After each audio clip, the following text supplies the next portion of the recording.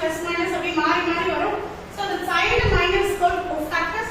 So அதுக்கு aij a11 a12 அந்த place position place பண்ணி நம்ம அத வேல்யூ கண்டுபிடிப்போம். With corresponding cofactors aij corresponding cofactors, the adjoint matrix A is defined as transpose of cofactors A.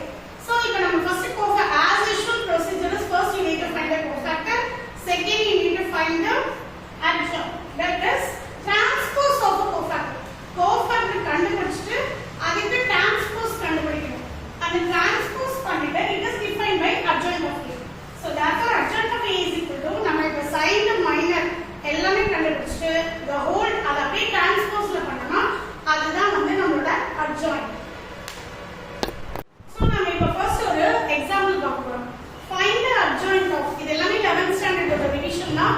இந்த 12th standard application தான் மெயினா பார்ப்போம். So let us go for revision.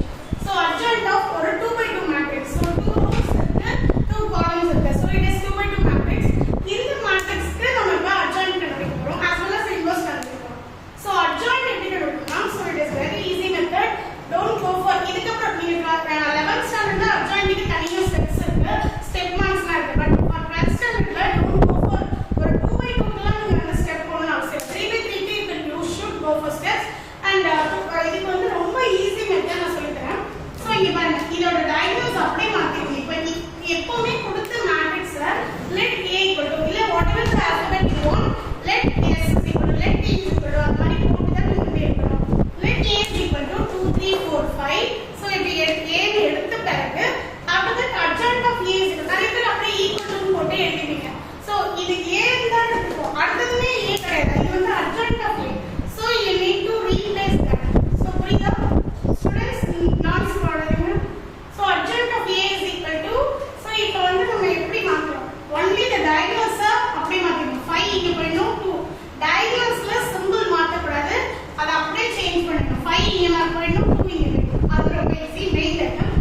அது diagonal என்ன பண்ணனும்னா நம்பர் அப்படியே தான் இருக்கும். 3 3 ஆ தான் இருக்கும், 4 4 ஆ தான் இருக்கும். only plusனா minus போடணும், minusனா plus போடணும். only the symbol change பண்ணனும். இது உங்களுக்கு ரொம்ப ஈஸி ஸ்டெப். இதுலயே நான் வந்து இன்வெர்ஸ் என்னது a inverse is equal to 1 by determinant of a into adjoint of it. So 1 by determinant of it. So நான் இப்போ என்ன கண்டுபிடிக்க போறேன்னா இதுதான் formula. 1 by determinant of a into adjoint of a நம்ம கண்டுபிடிச்சிட்டோம். இப்போ determinant of a கண்டுபிடிக்கணும். அதுக்கு first of all you need to write this in determinant.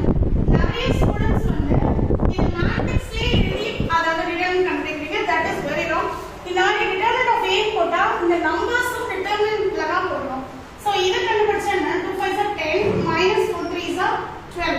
So answer is minus 2. So determinant is minus 2. So you can find that a inverse is equal to 1 by minus 2 into in adjoint of value அப்படியே எழுதணும். 5 minus 3 minus 4 2. So இப்போ என்னன்னா minus should not come at the bottom. So minus 1 by 2 of 5 minus 3 minus 4 and